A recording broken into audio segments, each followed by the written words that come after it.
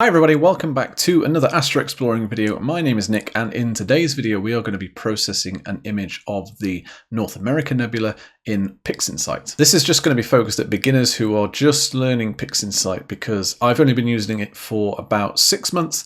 I've developed what I think is a pretty reasonable workflow. I'm really happy with the results, and having compared them with what I'm able to produce in Photoshop, they are much better in PixInsight. So I think I'm ready to release this tutorial for PixInsight, but it is purely aimed at beginners. I've not even begun to scratch the surface with the power of PixInsight, but this workflow will mean that you get a really good final image. And if you want to follow along using the exact data that I'm processing in this video here, then I will put a link in the description down below to a Google Drive that you'll be able to download this data from so that you can follow along using the same data. Now, I'm not going to be using any paid plugins or anything like that while I'm processing this image, but one thing that I will be using, which you might need to download additionally if you haven't already, is the EZ or EZ processing suite. And the way to know if you've got that or not is to click on script, and you'll see the EZ processing suite there. If you don't have that, then it's really simple to download and install in PixInsight. Just open up a web browser and just Google EZ processing suite PixInsight download. The first result that shows up is this darkarchon.internet. And all you need to do is follow the instructions on these two lines here. So add this URL in PixInsight under resources, update, manage repositories. So you're going to copy this URL here, go over to PixInsight, go into resources, updates, manage repositories. You can see that I've already got it here.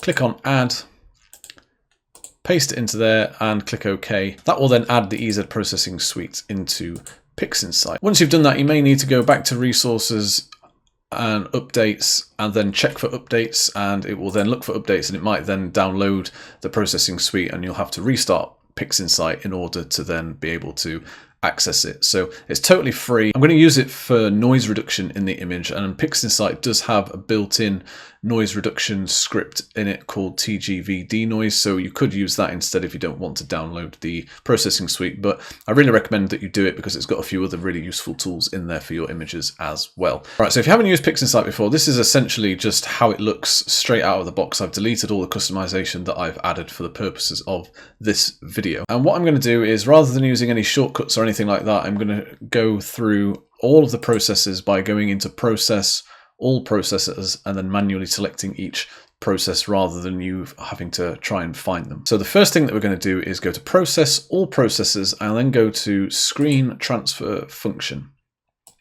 And what that's going to do is it's going to provide an initial stretch to the image so that we can see what we are dealing with. And the way to do that is just to click on this sort of nuclear button just here. And after a couple of seconds, you can see that that has now applied an initial stretch to the image. Make sure you leave this box open because we're going to need it again later. Now, the next step is optional just for personal preferences, but I want to flip the image so that it's in my sort of favored orientation. And the way to do that is to go to image, geometry, and then I've flipped it horizontally and vertically because this is the orientation that I want to process this in. All right, the next stage is to do some background neutralization and some color calibration. So we're going to go to all processes again, and we're going to open three things. We're going to open background neutralization, and then we're going to go back to all processes, and we're going to open color calibration. And then back to process, all processes, and SCNR. Let's just move this over here for a minute. Now, the first one that we want to use is background neutralization. Now, I believe these are the default settings. I don't think I've played around with these sliders for a while. So in order to just apply this process to the image, just click and hold onto this triangle and drag it onto the image. That will then run the process. And you can see that the background just got a little bit darker than it was before, and that's really the sort of look that I'm going for. If you've got a lot of gradient or sort of light pollution issues in your image, then you may need to increase these sliders to give it a bit more of an impact. Mine was just a subtle change there, but that was all that was needed. So I can go ahead and close that now. And the next one that we want to do is color calibration. And again, I have played with these sliders quite a bit. When you drag this one over,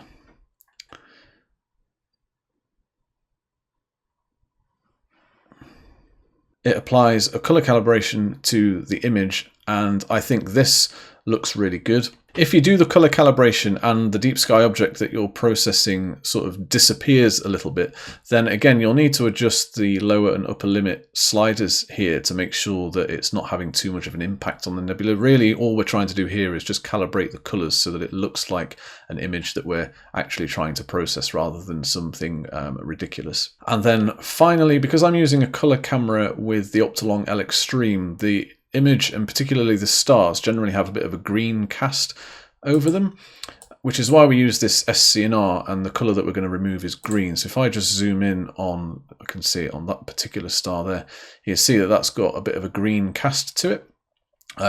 These settings are all default, and I'm just going to drag that slider over, and you can see the colour of that star change, but also the background colour change slightly as well. So that's made a really big difference to the colour of this image, and I'm much, much happier with that. So you can see the power of PixInsight already. We're dealing with an image that is looking pretty good already, having only done a few of the basic initial processes. So I'm going to go ahead and close SCNR.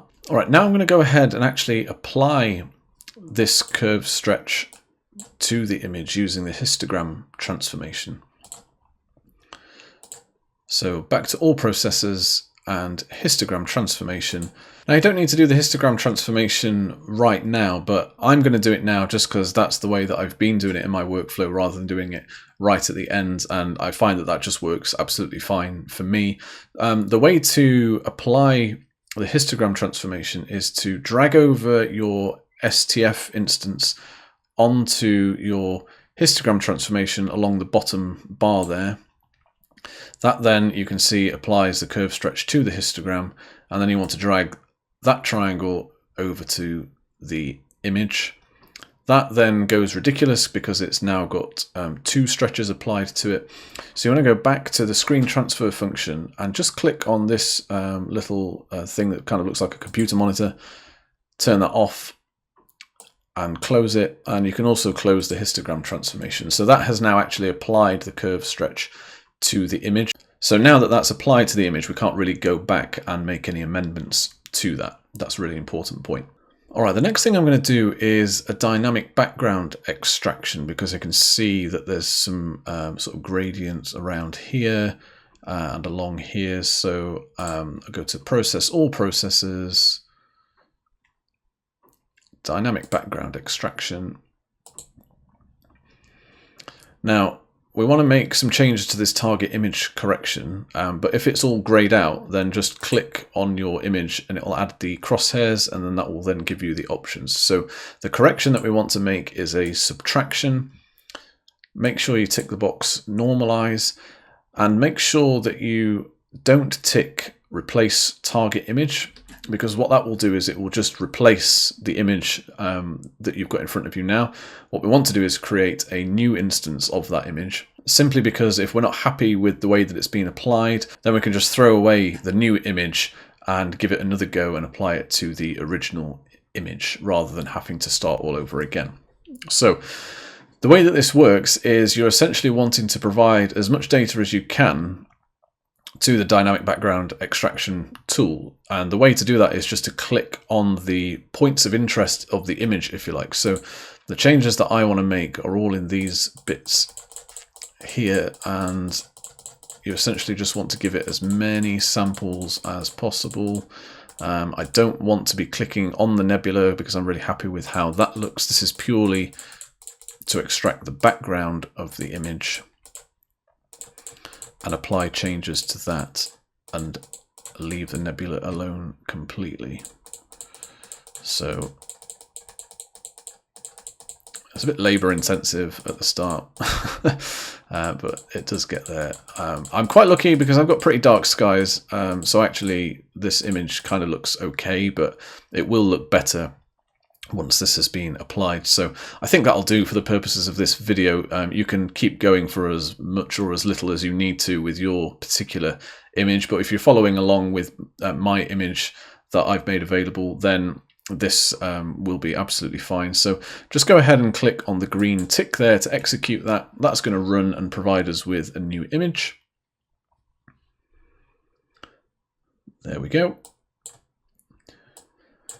And I'm really happy with how that looks. If I zoom into the top left corner there, you can see that it's a bit noisier on this image compared to this image. You're looking at the same part of the image there. So I'm really happy with how that looks. And that is just the background subtraction that it's taken from the original image. So I can go ahead and close that because I'm happy with everything there. And I can also close the original image because I'm going to work on this new DBE from now on.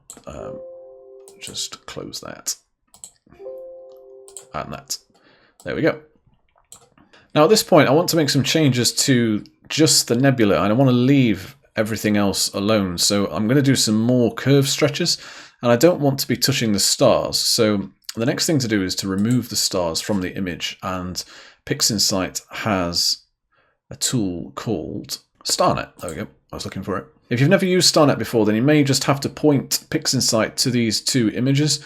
It's a very, very easy thing to do. So your RGB and grayscale weights files, you can find them in the following path. So mine's C program files PixInsight. It's essentially wherever you've installed PixInsight. So for me, it's C program files, PixInsight, library, and then there's two .pb files, one for RGB and one for mono. So you may have to load them initially if you've never used it before. I had to when I used it. But once you've got those in there, 128 is the default setting. That's absolutely fine. And make sure you tick the box to create a star mask because we want to extract the stars from the image and have them in a different instance entirely so that we can add them back into the image later. And again, we're just going to grab the triangle and drag it onto the image. That'll just take a little while to run. So I will pause the video here. Okay, so now I'll go ahead and just close the StarNet box there. So you can see we've got our star mask, and if I look at the North American Nebula, that has done an absolutely amazing job. I'm just wiping my screen because there's a few specks of dust on it that make it look like stars. I can't see a single star on there. I think StarNet has done an amazing job there, so that's fantastic. So now what I'm going to be doing is applying a series of curve stretches, but just to the nebula, and then I can add the stars back in later and the stars won't have bloated or anything like that. So, as usual, back to process, all processes. And we want to use curves transformation. And really important here, I'm just going to move this over there so it's out the way. If you click on this little circle here, it gives you a preview, which I think is a really powerful tool because it allows you to apply your curve stretches and watch the image change in real time without actually affecting your original image. So make sure you're clicked on the RGB tab there, and I'm just going to apply an initial S-curve. I just want to really lighten up the nebula there but not ruin the background. So I want to pull that back. So you want to go for the usual sort of S-shaped curve like we would do in astrophotography. And once you're happy with how your curve stretch looks, then just drag the triangle over to your original image and it will apply that curve. Very helpfully, or unhelpfully sometimes, what the Curves Transformation tab then does is it applies that same curve onto the Curves Transformation again. So what you're looking at now is a second instance of the same curve in the preview window. And I'm really happy with how that looks actually. So I'm going to go ahead and drag that one over as well. Now I think that is a bit too much and a bit too ridiculous. So if you use the bottom right hand button there, that's a reset button, and that will just take the line back to where it was originally. I still do want to apply a curve stretch, just not as aggressive as the original one. If I just bring that down a little bit, I'm happy with that. Go ahead and drag that over. And I will do that, and then I'm going to leave it there for that. So I'm going to click on the reset button again. And now from here, I think the nebula looks great. I'm really happy with how it looks. That Cygnus wall section there, I think looks phenomenal. However, I'm not really happy with how the middle looks there. I want it to be a bit more red than what it is, but without going too over the top. So I'm just going to go over to the red channel here and essentially apply the same principles of just bringing that up ever so slightly and just pull the background down a little bit. I'm happy with that. I think that looks much better. And I think that is too much now, so I'm just going to hit reset on that. I'm really happy with how that looks. Naturally, as I always say in all of my astrophotography videos, this is subject to however you want your images to look. Some people love to whack the saturation and vibrance up to the max. Some people like things to look much more subtle. I think I'm probably somewhere in between. I would hesitate to say that actually I've probably taken that one curve stretch too far for how I like my images to look. It's entirely subjective. It's completely up to you. Don't let anybody tell you how your images should look. Just make images how you want them to look, is what I always say. I am going to apply a saturation stretch as well, just a little bit. The saturation tab is the one on the far right there that says S. And I'm just going to pull it up in the middle just to see how that looks. Okay, so I don't want to make this too much.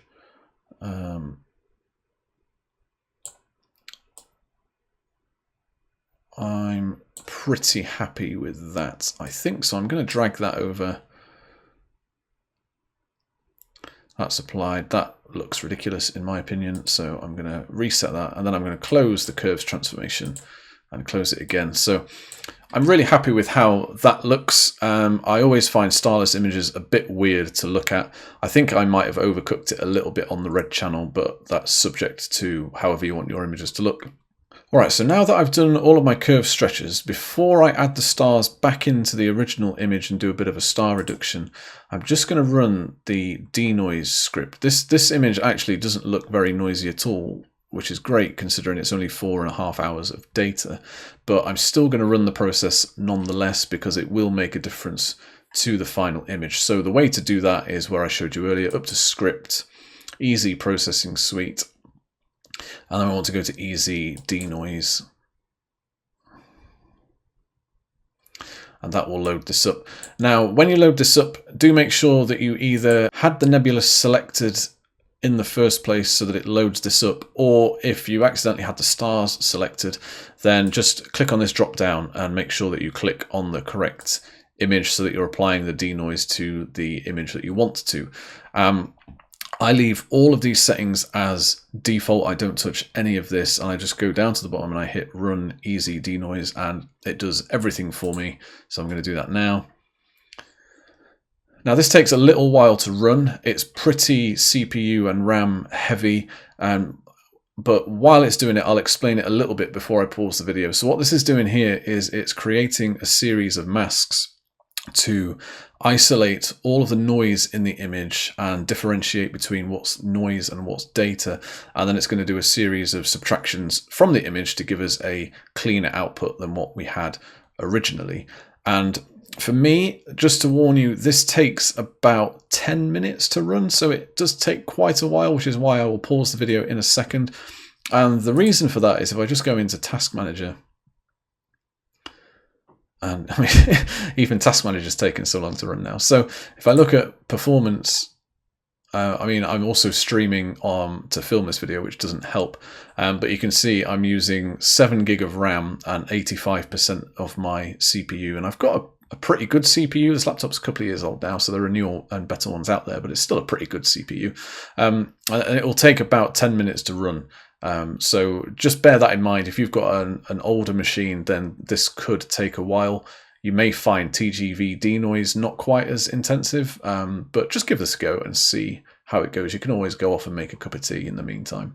Whew, all right, it's now the year 2025, and that script has now finished running. That took absolutely ages. I actually had to stop the recording of the video rather than just pause it.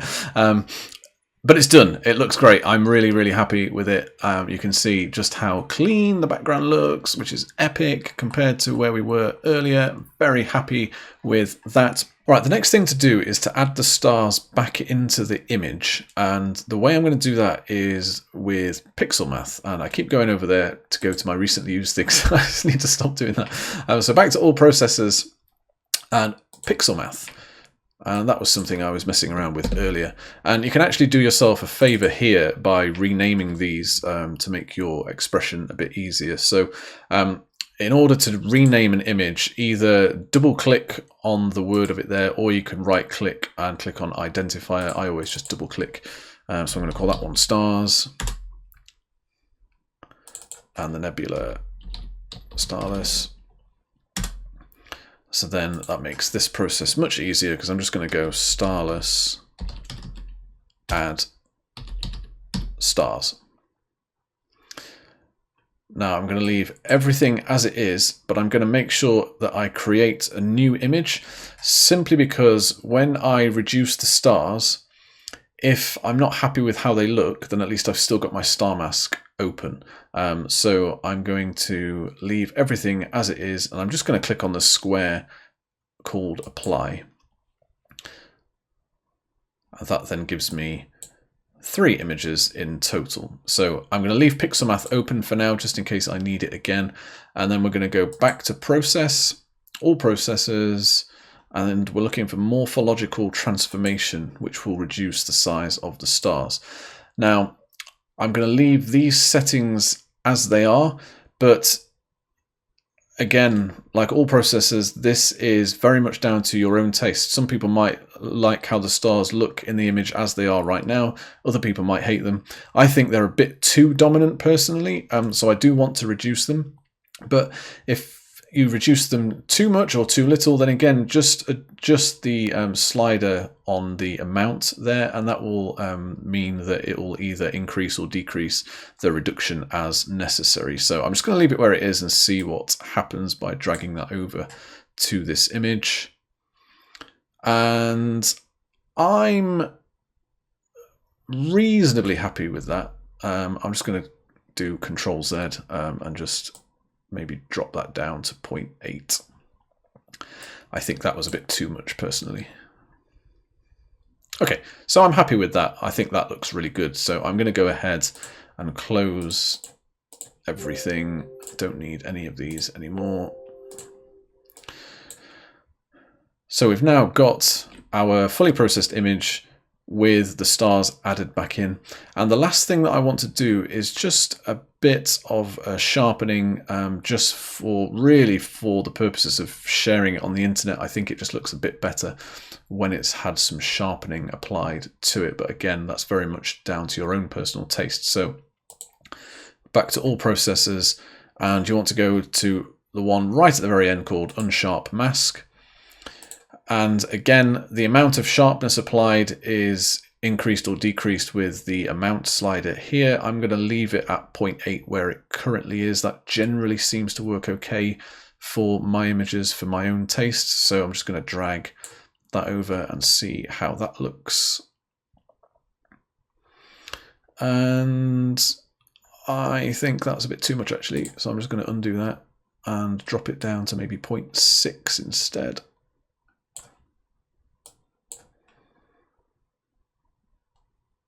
I want the stars to look a little bit sharper, but still reasonably soft.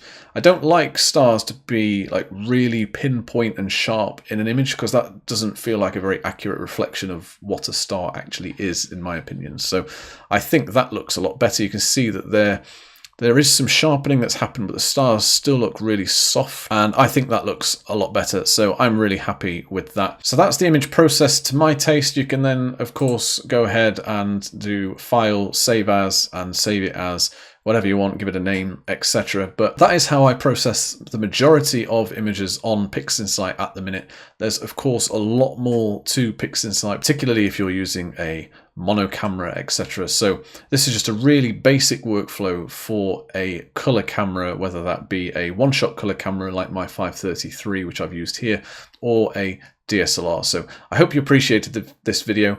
If you've used my data, then be sure to tag me in your image if you share it on social media so that I can give it a like. Thank you so much for watching. Don't forget to give this video a thumbs up if it was helpful to you, and please do subscribe to the channel because that genuinely helps me out. So thank you so much for watching, and I will see you in the next video.